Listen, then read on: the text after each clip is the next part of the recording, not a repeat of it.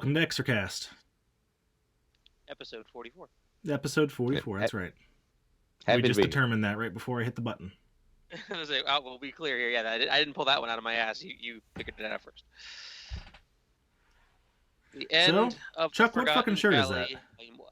This is the Young Bucks I honestly thought it Super was. Kick World Tour. Yep. Fucking hate Seeing the it, Young I thought Bucks. I asked the same question you did, but I was kind of looking at it like, but that doesn't make any fucking sense. Like as a Young Bucks shirt. It's the one that they put out when they were wrestling Pentagon in Phoenix. So, but this is like a this the reason I have this is because it was a Hot Topic had a buy one get two free sale, and They do love those, don't they? yeah, and obviously the sizes are ravaged through. So my extra large frame, I got a Kenny Omega shirt, and then I got like a I don't even remember what the other shirt is right off the top of my head, but I got a second one, and then like I got the Switchblade one from New Japan, and the third option was either going to be this or the Inner Circle, and I went with this. So I think you made a mistake. Because I don't Young like Bucks Chris- or because design? I don't like Chris Jericho, Because Young Bucks or because design, W? Young Bucks. the young. You don't I like thought Young so. Bucks. I don't like them. I thought so. Well, they're not my favorite by any means, but the shirt's got some nice colors on it. You're all about the nice colors, aren't you? Yeah, nice colors. Nice colored weed socks, nice colored shirt. Yeah, yeah. They're like these. Okay, I don't partake in these things, You but should like explain fully what happened with that. 'Cause these we're not these gonna were put- gifted to me Yes. from an uncle, and they were supposed to be Hawaiian socks. These were the Hawaiian socks. So obviously, Very Hawaiian. Very, Yeah. very, very island. yeah, as you refer to them as more like Jamaican socks. Yes, exactly. Yeah. So. Oh, So I don't know if I. Jesus Christ, I forgot how long this was. I don't remember if I sent this to you guys, but 2 weeks ago we got a couple of comments on our episode of midnight. After Midnight. Yes, thank you. I'm tired. You mentioned it. Yeah. Good. By all means. And the co-director, Christian Stella, commented and as middle of watching and said he can clear up the release date is 2019. 2020 is the real general public release date where you could rent it on iTunes, etc., or buy it on disc. 2021 is when Shudder picked it up as an exclusive, which simply means that in the US they are the only streaming service that has it. Which doesn't surprise me because spoilers, haha. One of the next things we're going to be reviewing is Slacks, the Shudder exclusive Slacks. Shudder picked that up this year, 2021. It showed up in like March or April. It came out in 2019. Yeah. According to IMDb, but guarantee you it will make a lot of people's lists Mhm. because I was also reading it was last year's Halloween issue of Rue Morgue, and one of the things they did for that was the top 50 horror movies you haven't seen since 2000. And in there, listed as a 2018 release date, was Knife Heart. Hmm. And I'm not 100% sure when that hit Blu-ray, originally in America, but it was listed as a 2018 release. I definitely didn't know it was out that long ago. So this time frame with streaming and stuff kind of really throws that stuff for a loop. He also went on to say We do a lot of Shudder stuff here if they like to sponsor us.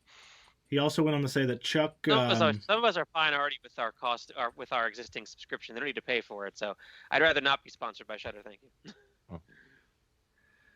also went on to say That's that Chuck's camera is better than our webcams.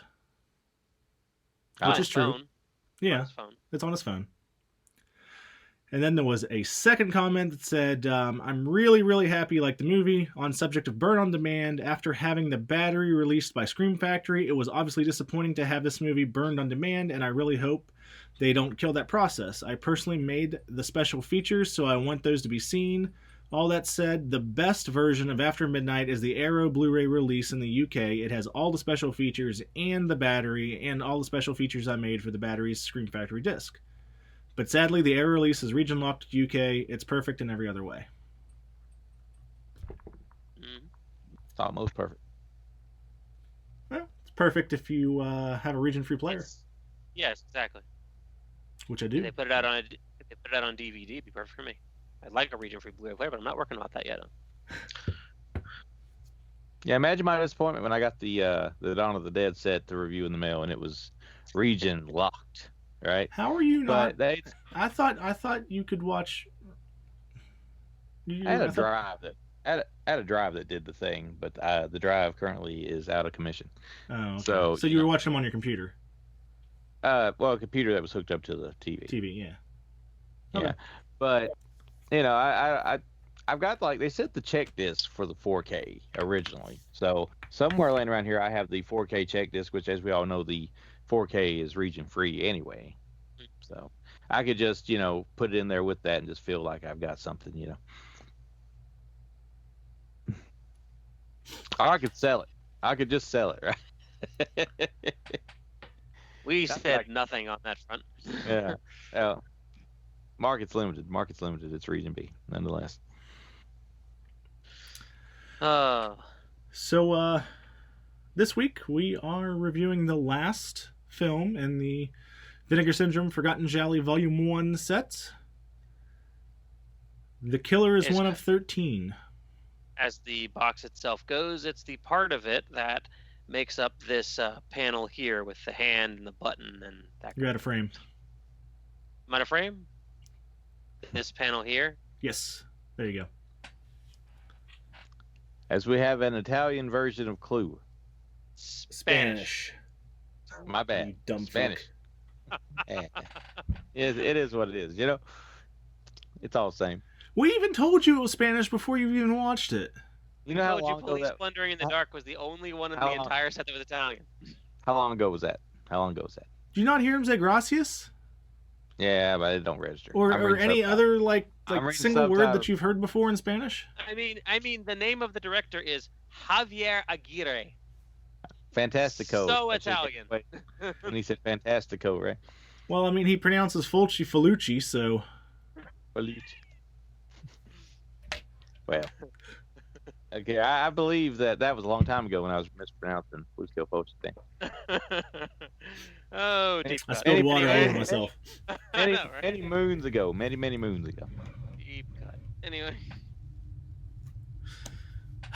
Yes. I watched the movie though. Well, that's good. And we can guarantee that the killer is one of 13. it's true. also the director of other. Wait, Vinegar is the Syndrome killer films. one of 13? I don't know. So I'd have to count the cast.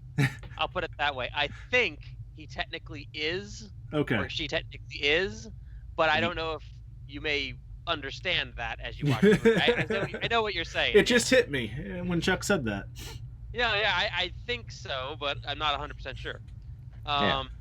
This is also, it's directed by the same guy, Javier Aguirre, who did the Vinegar Syndrome other release, I believe it's Vinegar Syndrome, Count Dracula's Great Love.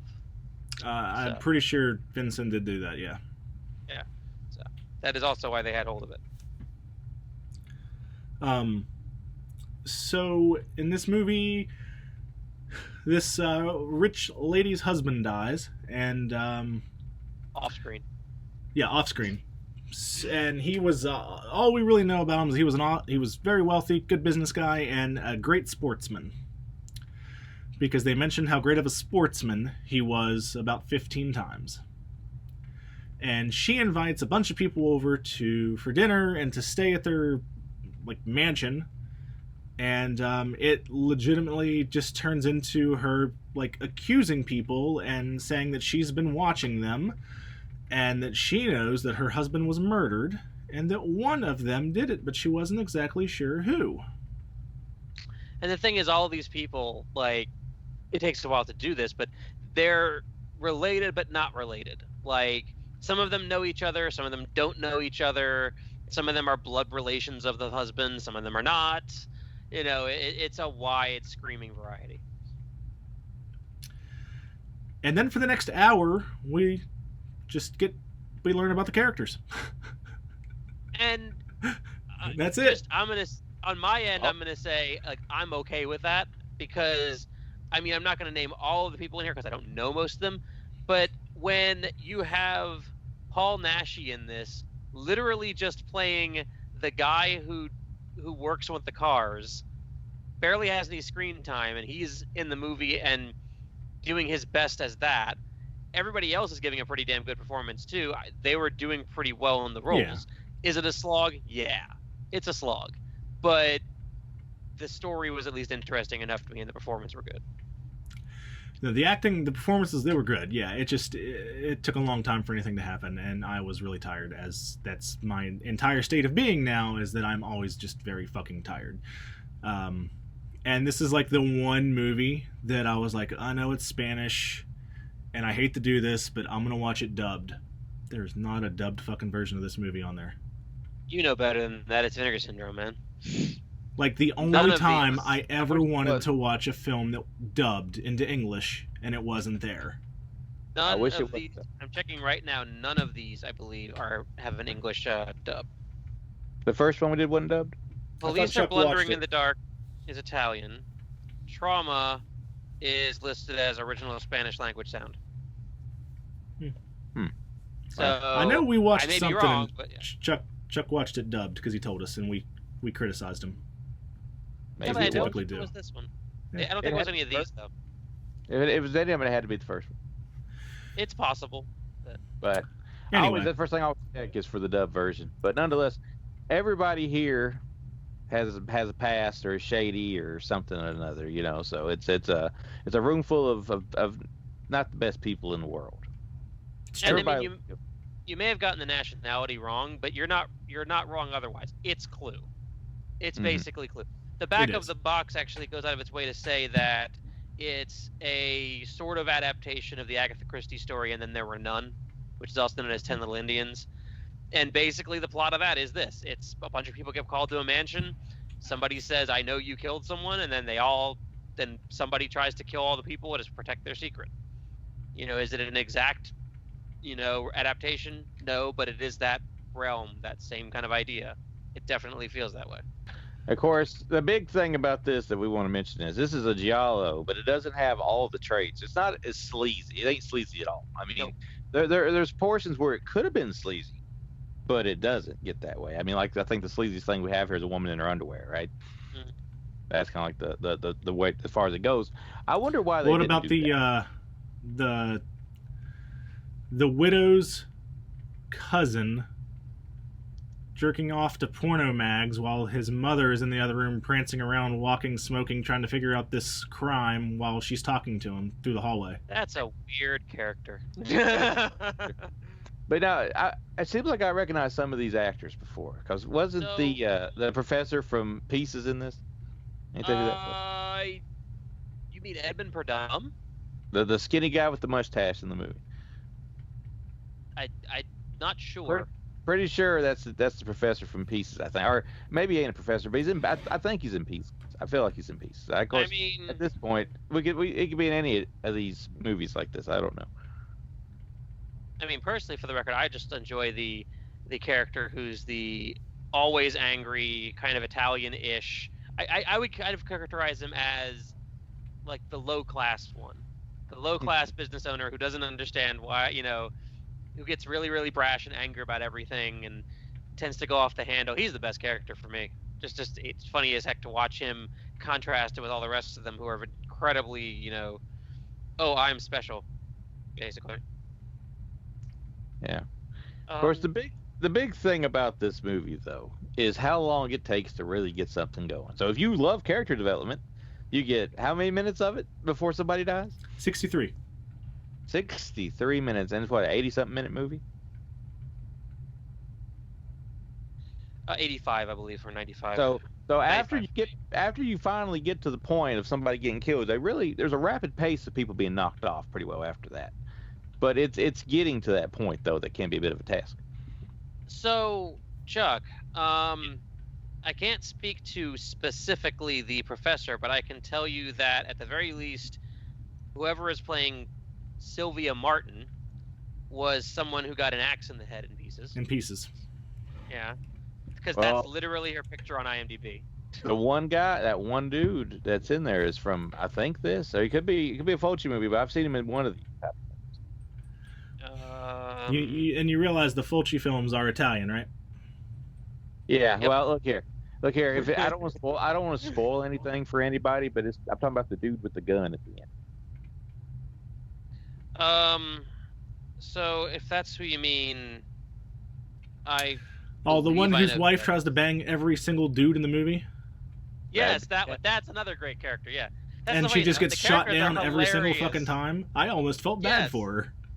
They're hilarious characters. That's the thing. Like, just the way they wrote the characters, they're the worst possible characters. and then he's like, "Did you sleep with him?" And she said, "No, I didn't. He tried, but I said no." It's like, "No, you tried to jump his bones." He just said, "Fuck you." He's like, "I gotta go do something. Oh, so I gotta be anywhere but here with you." We have two people from Pieces in this movie, then. Yes, and that's to say nothing of the back of the case. Also mentions. Wait, was Chuck right? Yes, yeah. Chuck was right. Holy shit, Chuck! Congratulations. Yes.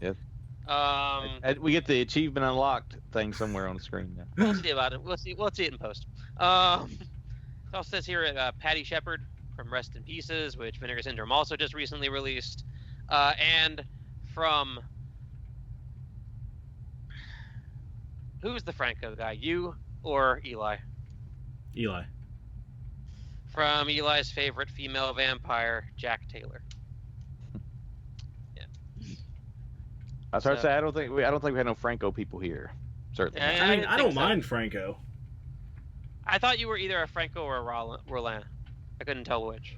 Ooh, man, I'm more of a Franco, but that's just because every time I've ever watched anything Jean Roland, it bored the shit out of me. Yeah, what was that? Fucking The Grapes of Death. That wasn't bad. I've got all of his, like, the Jean Roland vampire films and Electricity hard boxes. He's French, Chuck. No, the Electricity guys, they called him Jean Rollin. But they're German. But I always refer to him as Gene Roland, which I think Vincent always had a nice laugh out of. But I think we referred to him as that a couple of times too, because it was funny. I'm sure he did, yeah. Yeah. Well, Gene it's spelled that way. Jean Rollin, right? That's the proper pronunciation for this. I'll tell you what, all those the artwork on all those hard boxes from Electricity are awesome. Yeah. Look at him. He's gonna go dig through his boxes now. I got a In box case you were curious, so we have opinions on this movie. We don't hate the movie, but I think it should be pointed out that the fact that we've drifted off into discussing Franco, Roland, Pieces, and other things should tell you that maybe, just maybe, we all have watched this movie, but we all don't really remember it super well. It's not super memorable.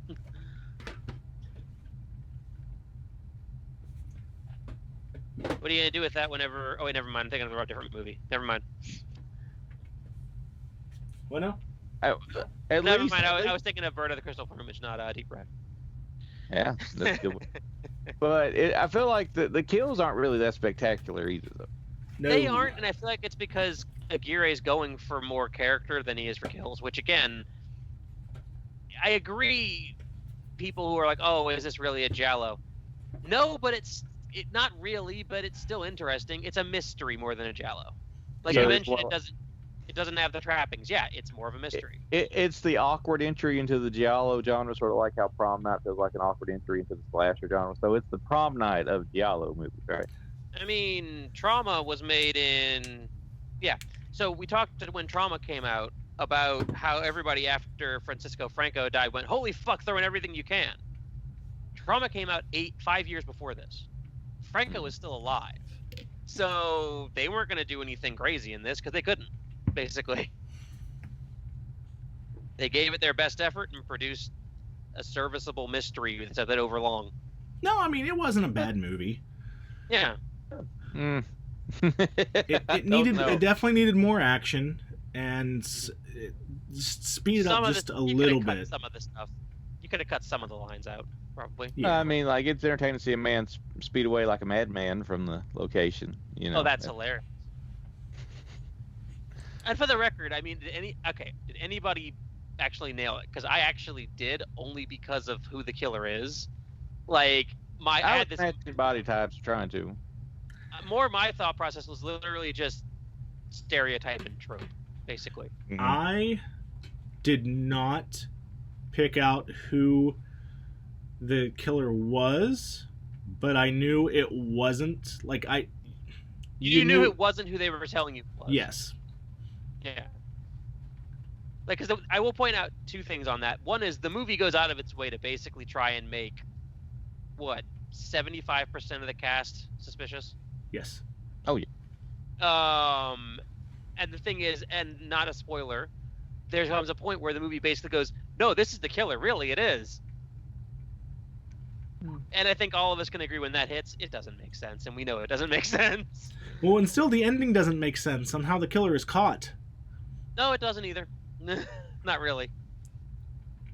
Yeah, it's a little lacking in some areas, but like I said, if you enjoy the character development at the start, then it's probably gonna be something you might enjoy more than people that's just there for somebody to die or the typical giallo type stuff. Which that's particularly why I'm there. So I wasn't really entertained with this thing until after somebody started dying, and at that point, it gets a little ridiculous. But that's probably the more entertaining aspects of it, like the somewhat karate fight around the car, which leads to the car scene after, which is probably the best sequence in the whole movie, I think. Like, But, All I was to say on that one is, do you buy that Paul Naschy gets knocked out that way? I feel like Paul Nash put up more of a fight personally. But maybe Exactly. that's it. he probably owed somebody a favor, and that's why he was in this. I think he's listed in the credits as like special appearance or something. They did him dirty. Oh yeah.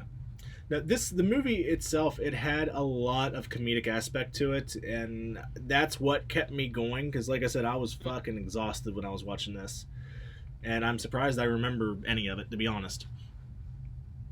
But the weird aunt and cousin relationship, and the artist, and how he completely belittles and insults a woman, and then the next day tells her that he's madly in love with her, and Yep. I don't know, it made me laugh. It kept my attention, and then it held my attention so well that for a while I didn't realize that no one was dying, and then I was, and I'm like, well, fuck, no one's died. How much longer is this movie? And I checked, and it was at like 60 minutes. And then somebody finally died, and I hit the button again, and it was at 63 minutes. So that's how I know it's fucking 63 minutes until somebody dies. That's the thing. When we get into ratings, you said you didn't notice for a while, but you did. I actually didn't notice. Like, when you mentioned it was 63 minutes, I legit did not know that because I hadn't realized it took so damn long. But I can see it, though. Totally can see that had happened. Yeah. Yeah. So what else can you say about it?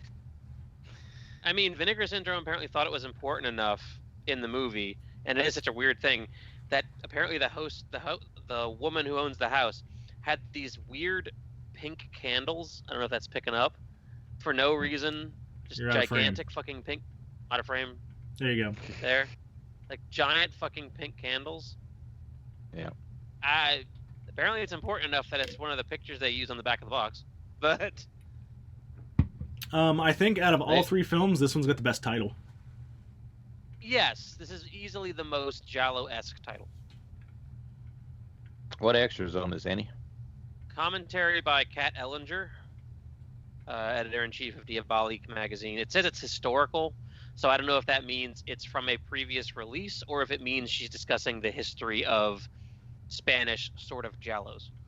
Done in Spanish language. It's a 2K scan from the 35mm, and it comes with with a decently sized promotional image gallery. Yeah, the thing with this whole set, I haven't gotten a hold of the other ones yet, but I know this one they didn't have a lot of extras. It was basically just a commentary for all the movies and then a usually incredibly small image gallery, which is fine. It's better than nothing. Imagine there's not a whole lot available for these titles, unless you got some historian that just loves it enough to come and do something like. I guess that's where the commentary fits in. But yeah, it's interesting for what it is. It's at least different in some regards, but I don't know if I'd say that what makes it different necessarily makes it better. Mm. So because of that and because of my personal taste, I cannot willingly give it anything over a 2. 2 out of 5. I'm gonna put it. I believe, if I remember correctly, I gave Police Are Blundering in the Dark a 2.5, Mm-hmm. and I gave Trauma a 3. I'm actually gonna give it a 3, and in a different way than Trauma, because Trauma, if you asked me to rank the movies in this set, I'd probably put Trauma above this, and then put Police Are Blundering in the Dark, because Trauma is not a better movie than this. Yeah. Trauma is entertaining as hell. Like, for all the right and wrong reasons, Trauma is hilarious to watch. This is more of a straight, well acted, kind of well told story. It's just really overlong in that way, and that's its biggest problem. And again, like we said, it's not really a giallo, it's more of a mystery. I could get on board with that, but I can get behind people who can't, because it's definitely not the same kind of movie as the other two in the set. Yeah. I will give it a 2.5. And if I had to rank it with the other 3, I'm going to go with Police Are Blundering in the Dark, Trauma, and then this. I like this movie. The characters, I mean, literally, if you can't get into the characters and the story of the film, then there's nothing in it for you, because the kills are nothing. And it takes forever for them to happen. And you're either going to not realize it and kind of be sucked into the story and the characters and the development, or you're just going to be like, when the fuck is someone going to die? And you're going to absolutely hate it. Yep. Which they do die at 63 minutes into. Correct. Relatively quickly, it's quick, and it's not necessarily the people you think that are going to die all the time, and there's not many deaths. Yeah. What are your rankings, Chuck? Because we gave ours. I'd probably go Trauma 1, Police Bumbling in the Dark 2, and this 3. Understandable. Which all 3 of us are different, which tells you that even if you don't love every movie in the set, all of them are interesting enough that they definitely deserve a look. I mean, I've been keeping an eye on the price on Volume 2, because it's slowly but surely getting ready to go out of stock. Because the collector box, version. And as soon as the sale hits, it's going to go out instantly. Oh yeah, it's under 1,000 right now. It's just under 800 at the moment, as I speak. It's one of those ones that you'd have to go in, buy, and then go buy the rest of the shit that you want. Yep, exactly. But this one, the version that Chuck got for his review, the non-boxed one, is the price that the volumes with the box normally go for sale on. It's like $40 on the Vinegar Syndrome website. And for $40, I'd say that's value. Yeah. And they're not in their own case, but as far as the discs go, it's everything that's on the other ones. Yeah. No, absolutely. I would say this is, I paid more than that for it probably, but I'd pay $40 for this again, even after watching the films. Yeah.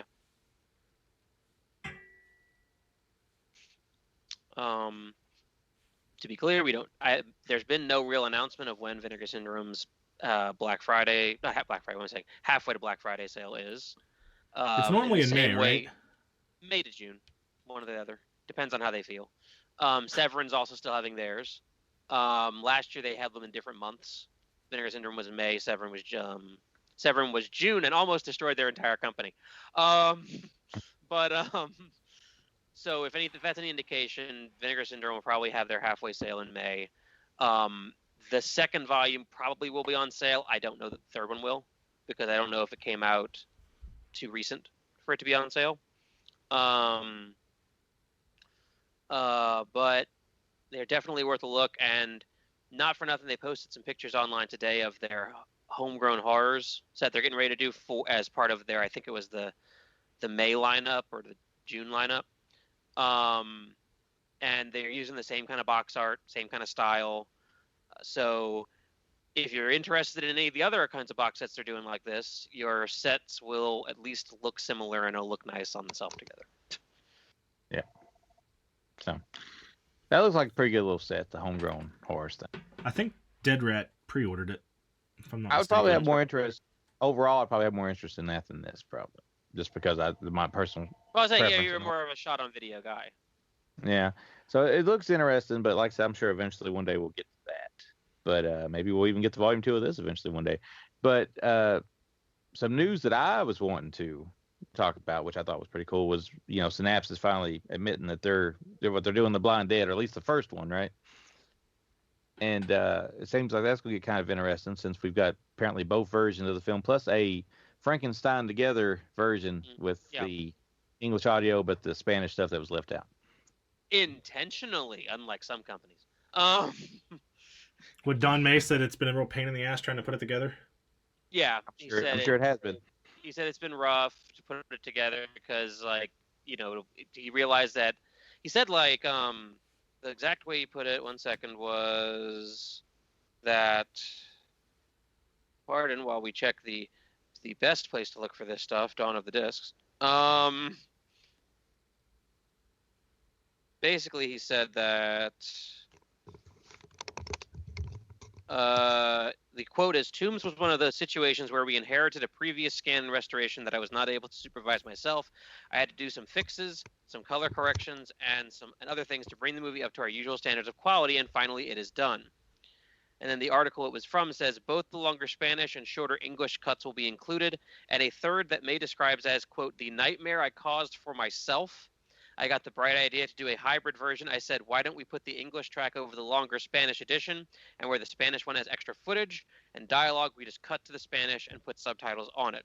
So we have the long version mostly in English with 15 or 20 minutes in Spanish with optional subtitles. I didn't realize till after I started it that would be a massive pain in the ass, but we're doing it. It'll be interesting for the fans to have the opportunity to see it that way, and it's weird because there are scenes in English with just 1 or 2 lines of dialogue in Spanish, and you get to see what the people who put the movie out in the U.S. decided to cut." Now, do they have the rights to the other Blind Dead films? I know that Scream Factory had one of them. Scream Factory still, to my knowledge, has Ghost Galleon, or no, Night of the Seagulls. Yeah. So it wouldn't shock me because Synapse got Manchester Morgue from Blue Underground. It wouldn't shock me if they didn't also pick up the other 2, and that they're working on those separately. And I still have yet to fucking watch it. I was thinking about it earlier today. I don't know why they want to keep using that title instead of Children Shouldn't Play, or Let Sleeping Corpses Lies, wrong zombie movie. But Let Sleeping Corpses Lies, like, personally, way different movies. Let Sleeping Corpses Lie is a better film title, for sure. Other stuff on Blind Dead. He says they have 3 commentaries, one by Troy Howarth, who normally lately has been doing Giallo ones. Which, for the record, by the way, I didn't mention this. This is the only movie in that entire set that is not in his books. Which tells you something about how Giallo-y it is in some ways. Not very. Also, yeah, exactly. One by Lone Fleming, the star of the film, and a commentary by Rod Barnett and Troy Gwynn of the Nashi Cast. Then they said they got the infamous Revenge from Planet Ape opening, which was slapped on the film in the 70s by a duplicitous distributor attempting to tie it into the Planet of the Apes franchise. And a documentary on the Spanish zombie genre, a follow-up to the one on the Living Dead at Manchester Morgue Blu-ray by the same people. And in most interesting news of this to W is that they try to do a CD for their special editions. There's never been an official soundtrack CD for Tombs of the Blind Dead because the original elements are not separated and can't be found or whatever. So instead, they're doing a heavy metal tribute CD. A band called Hooded Menace, whose first few albums were basically love letters to the Blind Dead films. So they've got some tracks from them. Lee Dorian from Napalm Death has another band called Cathedral and did a song called Tombs of the Blind Dead. That'll be on there. And then they're also saying collectors who are into horror soundtracks and limited edition vinyl will know the band Zoltan, who has done John Carpenter and Phantasm tribute albums, and they did a record with their own takes on the themes, so they're going to try and have their own takes, the Zoltan takes on the 4 Blind Dead themes. Well, I don't feel as bad about getting rid of my Coffin box set with them coming out with this stuff.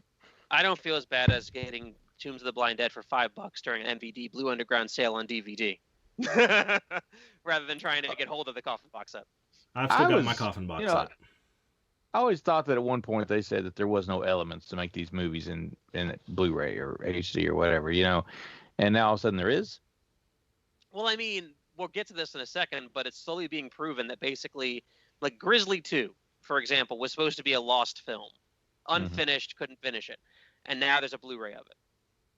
For better or worse, your opinion of it, Sleepaway Camp 4 The Survivor exists in a finished form now. Jungle Trap apparently was supposed to be a lost film.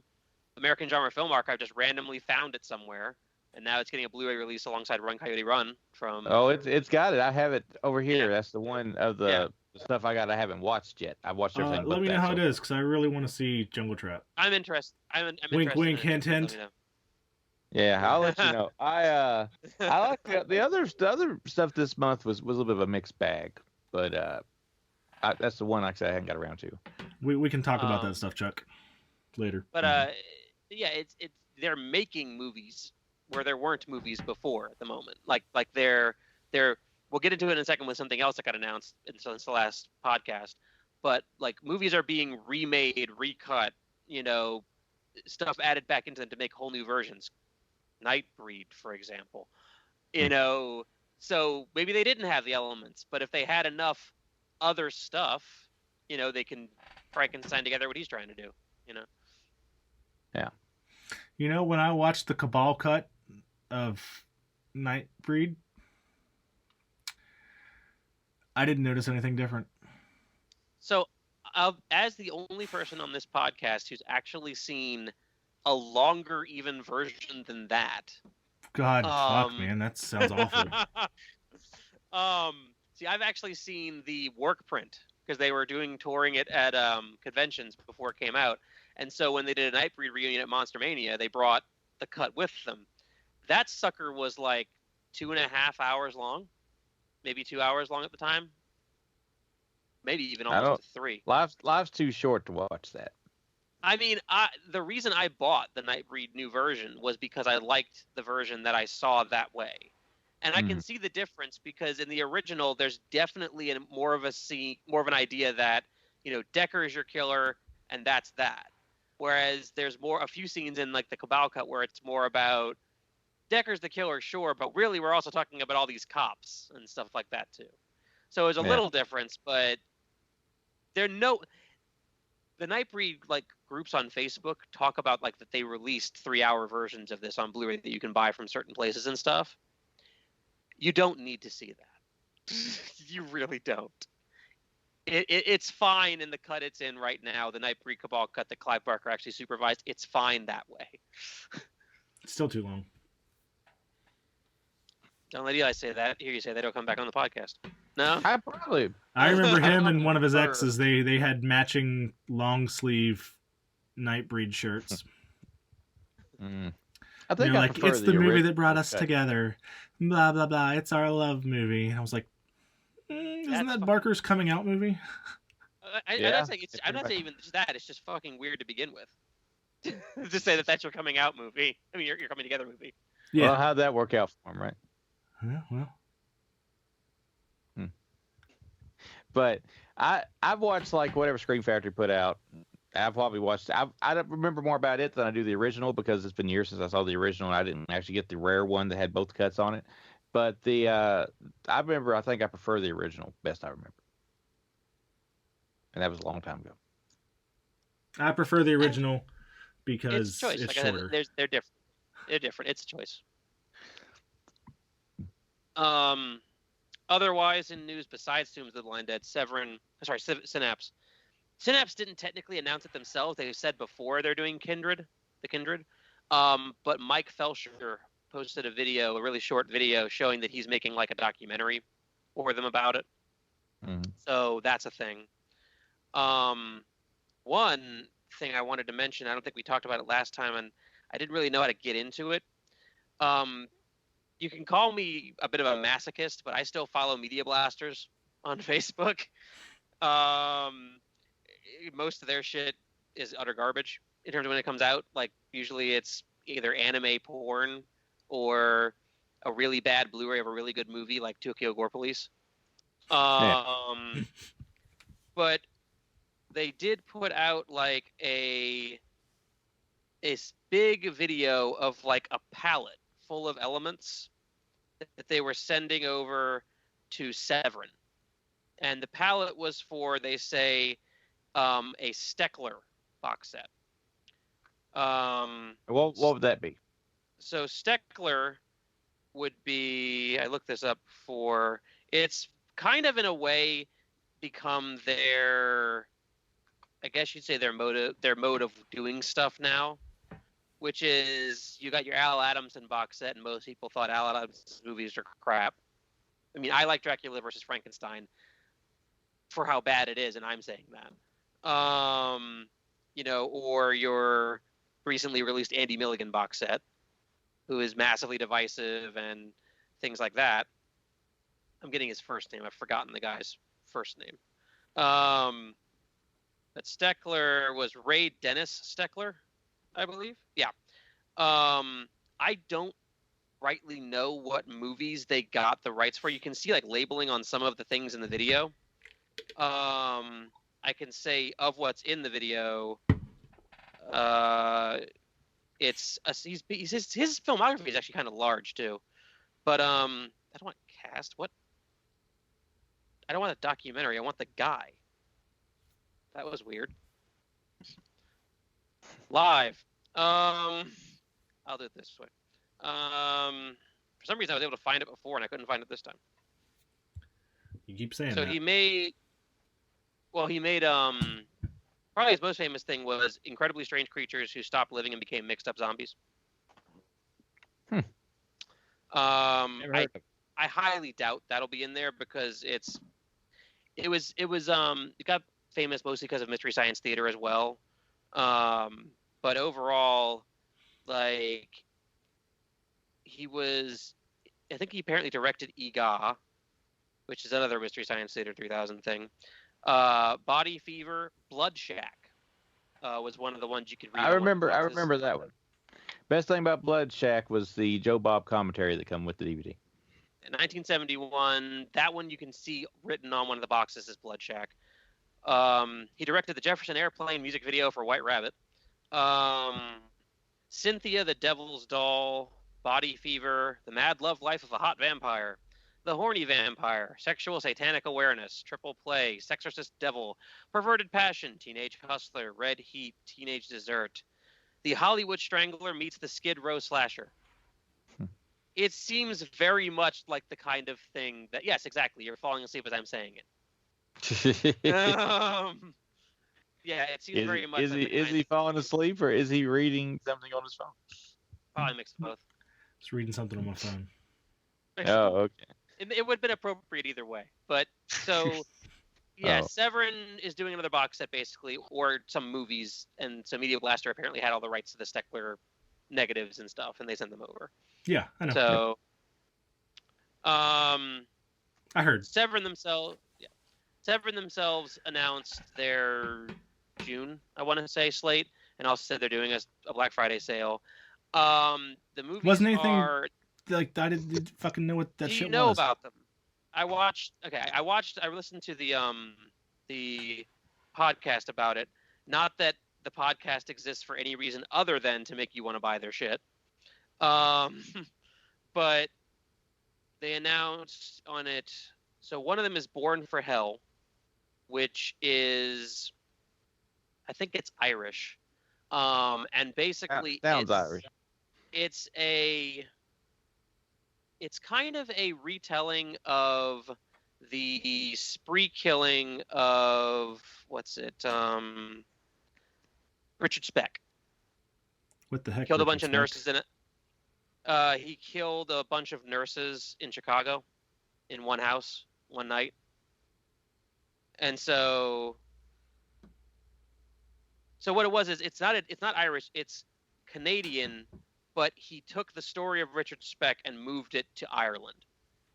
Did he grow giant tits? I don't know. Haven't seen it.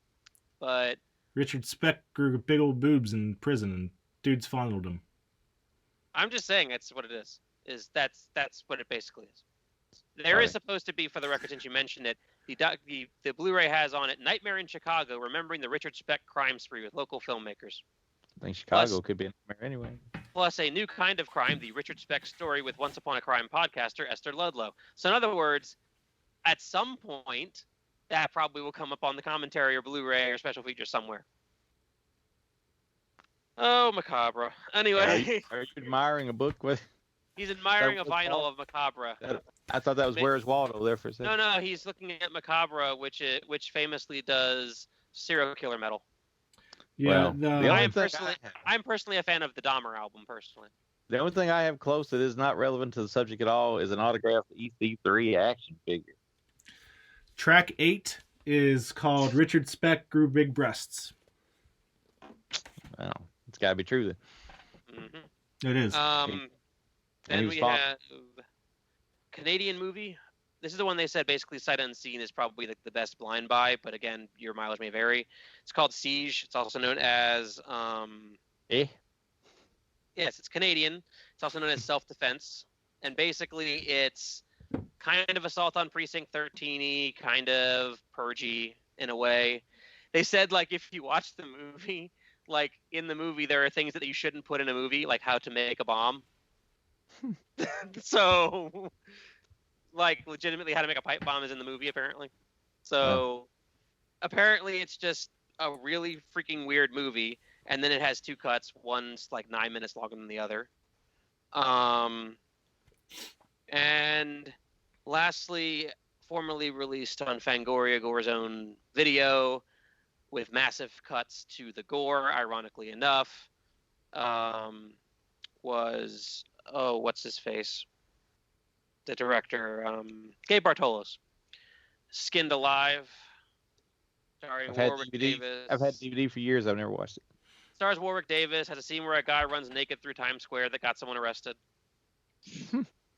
Didn't Troma do? Yes, except Gabe Bartolos, I think, may have done it first. Well, actually, no, I don't think they did it first because he did it in like 2004. But how they did it was Mike Felsher basically went in and built the whole damn movie again from scratch with all the gore put back in, extra cuts. They rescored the whole movie, to make it be what Gabe Bartolos wants to be. He's the guy who also did St. Bernard, that Severin put out. So really odd. Zack Snyder, what's he think? Go back to reconstruct this movie. Very odd choice for them to kind of to put these three out, and I won't say they look bad. They are just really, really obscure as Severin kind of releases go.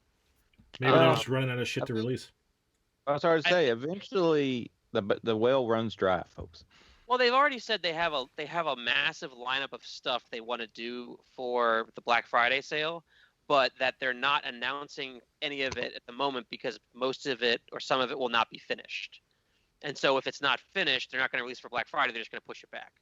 So whatever they put together that they're ready to put out for Black Friday, that'll be what's out for Black Friday. I mean, I think we've reached the point where it's going to get to where it's just everything that's already been put out on 4K now. We restart the process. Yes, but they're still finding shit is the thing. That's half of what this is they're still finding. Are they finding anything that anybody really wants? Honestly, I legitimately was more interested in Siege after hearing them talk about it, just because it sounds so wild and weird. Yeah. Oh, you listen to their podcast, so I do. You've heard the hard sell for them. Yes, I mostly listen to their podcast, honestly, for the fact that the last 30 to 40 minutes of it, they hand it over to another guy, and he just plays movie soundtrack stuff for like 30, 40 minutes. Oh. And I personally, I miss Room Work Radio. So. Did we address? That's how I heard Jeffrey Dahmer and the Chocolate Factory from the Macabre. But anyway. Maybe I missed an episode. So maybe we you guys have already covered this. But what was the overall opinion on Richard Stanley's situation? We didn't discuss it. Oh, okay. But I think our opinion is pretty straightforward, which is Color from Space is a good movie. Hardware, I haven't seen it. W, do you think it's a good movie? I think it's a great movie. I like Hardware. You like Dust Devil as well? The cutout scene, I guess. I know, right? Yeah, exactly. They're great movies. And Richard Stanley's a piece of shit. Apparently he is. Basically. Yeah. Richard Stanley is a piece of shit, and that's about all we got to say about that. Jesse at Diabolic was had a bunch of the Severin cassette tapes for the Color Out of Space, and I think they were $25 a piece. And he said, I have them. I'm going to sell them. If you want one, you can email me. It doesn't have to be a public sale. You'll get it.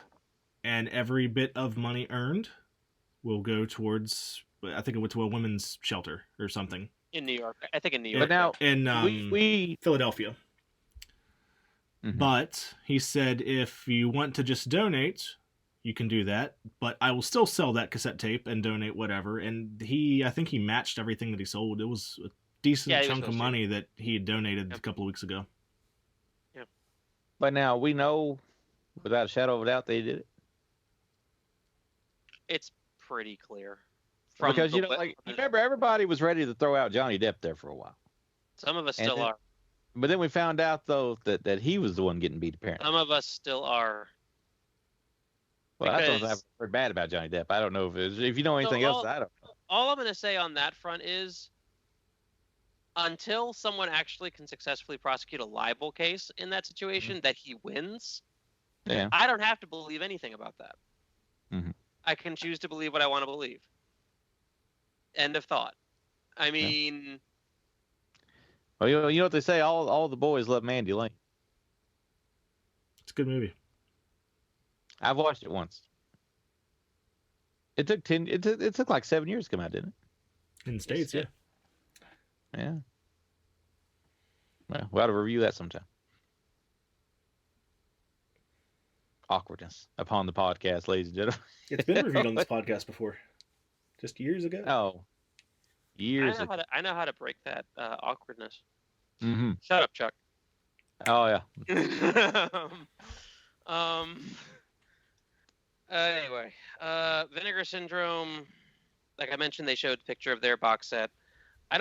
We mentioned their last announcements the last time we did this, right? I'm pretty sure we've recorded since then. Yeah.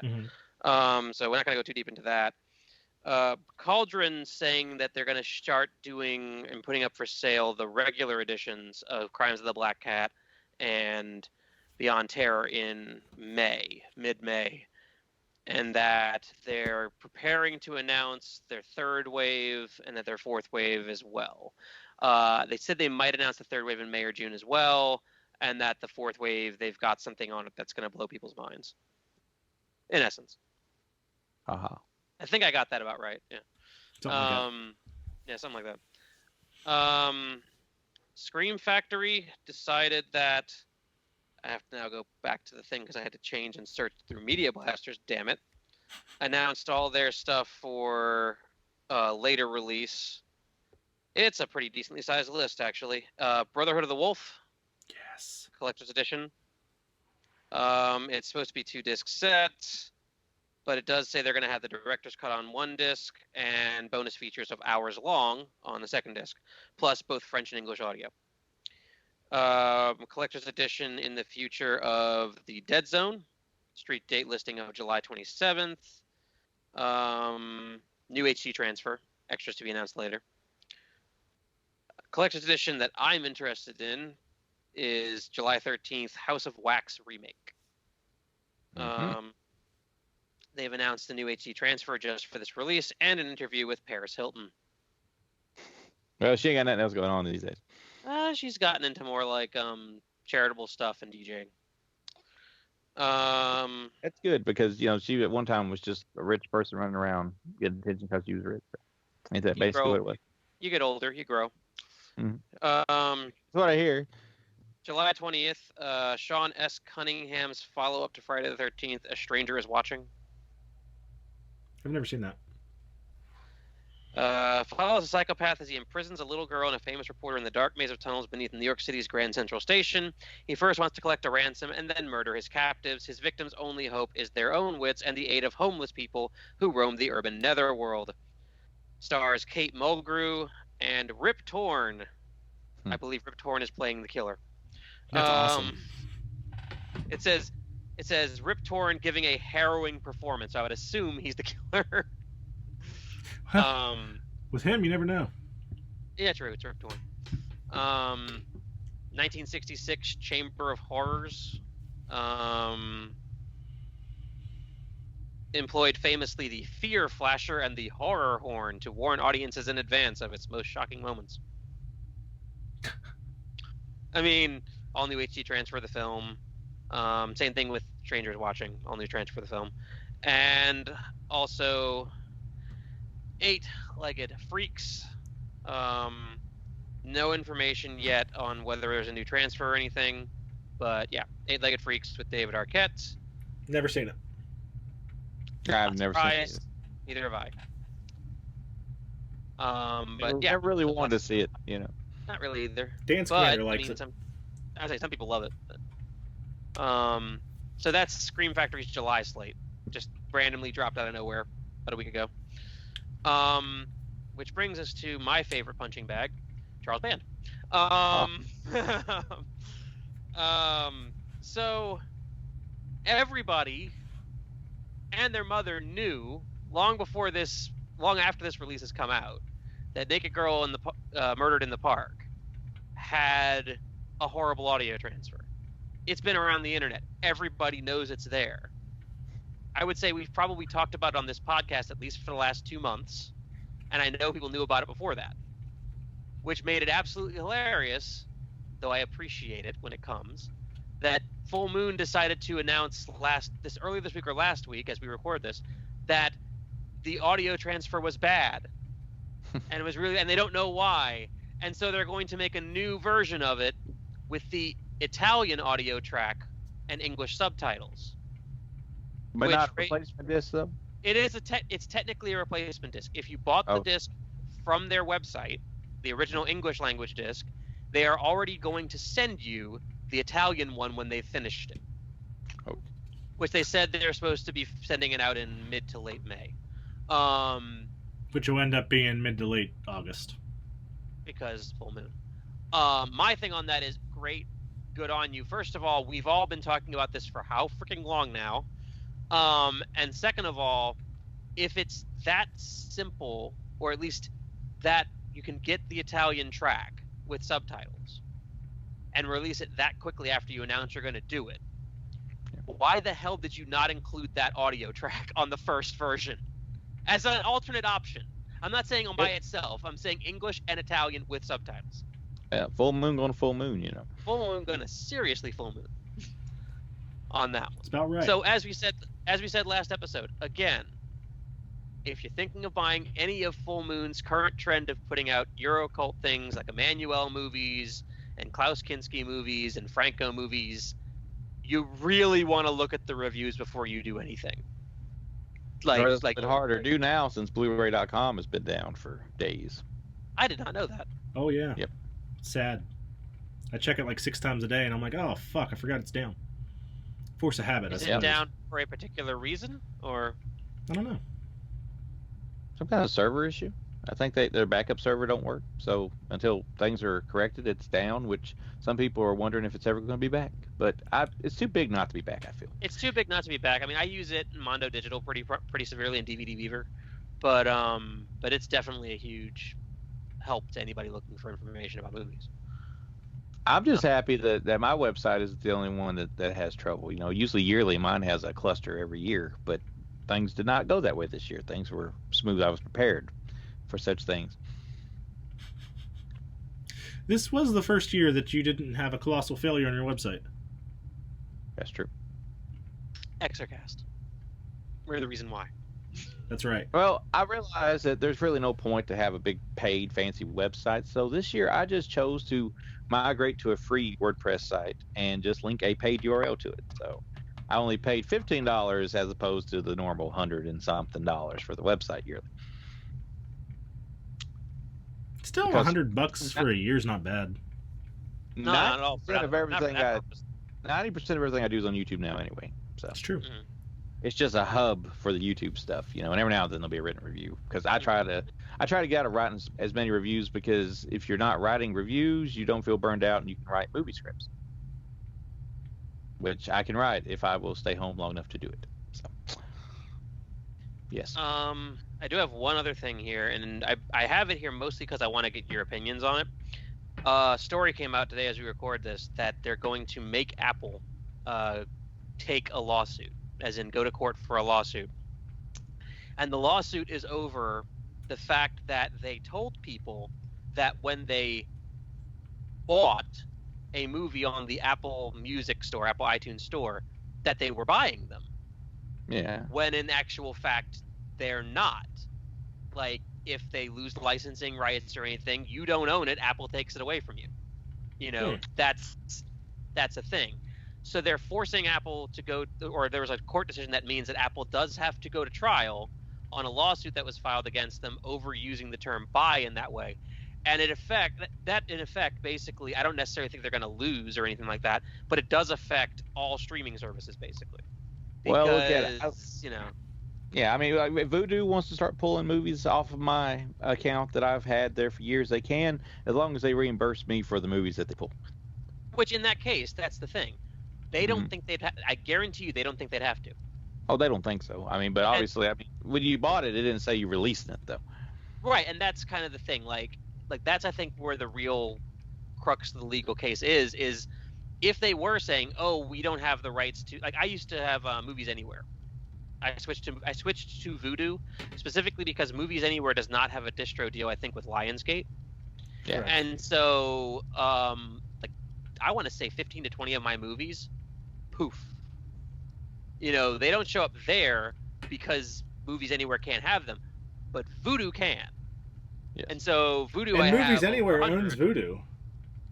Yeah. You know, Sorry, or that vice first. versa, one or the other, something like that. But Because Walmart bought Vudu. yeah, so you know, that's why I suddenly lost like 10, 20 movies I had. You know, and they're not going to reimburse me for that because they don't have any obligation to. But they're still on Vudu, right? They are on Vudu, yes. Okay, yeah. Yeah, because If Vudu pulls them, then I was like, down here, the TV just has a Fire Stick on it, and the Fire Stick doesn't do Vudu. It only does Movies Anywhere. So there's like 40 or 50 movies that I'm missing down here. If I wanted to watch something, I typically don't watch TV down here, but the kids do, and it's normally just cartoons anyway. Yeah. But it's an interesting case that I thought we'd want to talk about a little bit, just because, like, I know you're a big Amazon Prime person, W. I know Chuck does Vudu heavily. You know, I do Vudu. Netflix doesn't sell you movies or anything, but I mean, like, a lot of those, if you rent it, you know, or if you buy it from the system, it's in your. I have a bunch of movies on my iPod right now from back when I had digital through Apple. You know, and if Apple decides to not have those available anymore, they're saved on my iPod. But if they're not, they're gone. You know, which is why it's good to buy the disc, you know. Yes. But I was a big proponent of physical media, although I do admit that I bought the new Wrong Turn movie. I put the Vudu code on Vudu, and I've watched it on Vudu. I haven't touched the disc since, but it's there in case I ever do need it. Right, exactly. See, we don't have, like, I have to have a TV on to sleep to, and I'm real weird. My wife fucking hates it that I can only sleep to certain things. So, like, something I could love will be on, but I can't sleep to it, right? So we just have the Apple TV in there, so it's just nothing but streaming in there. We've got no disk drive, no player, no nothing. What the fuck is going on, computer? Yeah, your audio levels kind of went a little weird there for a second. Zigzag. Microsoft Outlook just popped up. For You've some got no reason. Sounds good. Okay. So yeah, I just do streaming in there. I have bought a couple of movies from Vudu. Like, actually just bought digital copies so I could watch them in my bedroom. Like, I bought a 4K Caddyshack for like $12 because I watch Caddyshack a lot. And I'd be pretty pissed if they took something like that away from me on Vudu. I just sleep to the news. I put the news on and go to sleep for that. Most people can't do that, but that's your preference. I can't put on a movie and go to sleep. at least a movie I like, because I usually end up getting involved in it and have to watch it. So, yeah, pay them if you're going to take the movies away from them. You mentioned video store buying physical. There keeps being this thing I see on Twitter, just personal thing, where people keep talking about this nostalgic love for Blockbuster. And people talk about how it's stupid to have a nostalgic love for Blockbuster because of all the mom and pop video stores it put out of business. Yeah, I don't love Blockbuster. I don't miss Blockbuster. I never care for Blockbuster. And the documentary sucks, by the way. It kind of doesn't surprise me, but I haven't watched it yet because they found the most annoying people in the history of humanity to interview for this for this documentary. So it's very unenjoyable. The most enjoyable thing is probably Lloyd Kaufman crapping on Blockbuster. I'm amazed they put him in the movie, because I knew that would happen the minute you told me he was in it. It's funny because he's sitting there and he's the dude's interviewing him. And he's like, "Oh, so they want him to tell who he is and what he's done." He goes, "Why do you want me to do that? You have no clue who I am, do you?" So he starts giving the director a hard time because he's like, "You don't know who I am." You didn't know who Lloyd Kaufman was? He didn't know. Apparently not. Or he says he didn't know. Lloyd was telling me he says he did, but Lloyd's like, "You don't know who I am." You know? So, but I mean, obviously, I almost want to watch it just for that. I almost want to watch it just to watch that. In fact, the director left it in the movie. All I was gonna say is I do understand that feeling. When I have a Blockbuster T-shirt I bought, like, I don't know how long ago. It was like a few months ago. I bought it though not because I love Blockbuster. I bought it because I love video. That's the thing. Like, my nostalgic love of Blockbuster technically is a nostalgic love of Blockbuster. It's a nostalgic love of video rental. Mm-hmm. Period. I did not have a lot of mom and pop places. If I did, I would have used them. That's all we had. I admit Blockbuster in Hollywood and Movie Gallery pushed them out and stuff. I freely admit that. But that being said, I'd still rather have a movie rental place available to me right now, and I don't. So I will still be nostalgic for Blockbuster for that reason. I feel like Blockbuster, like, while there was a Blockbuster eventually, I feel like that wasn't the one that took everybody out down here originally. It feels like it was either a Hollywood Video or a Movie Gallery, I think, that done the deal at first.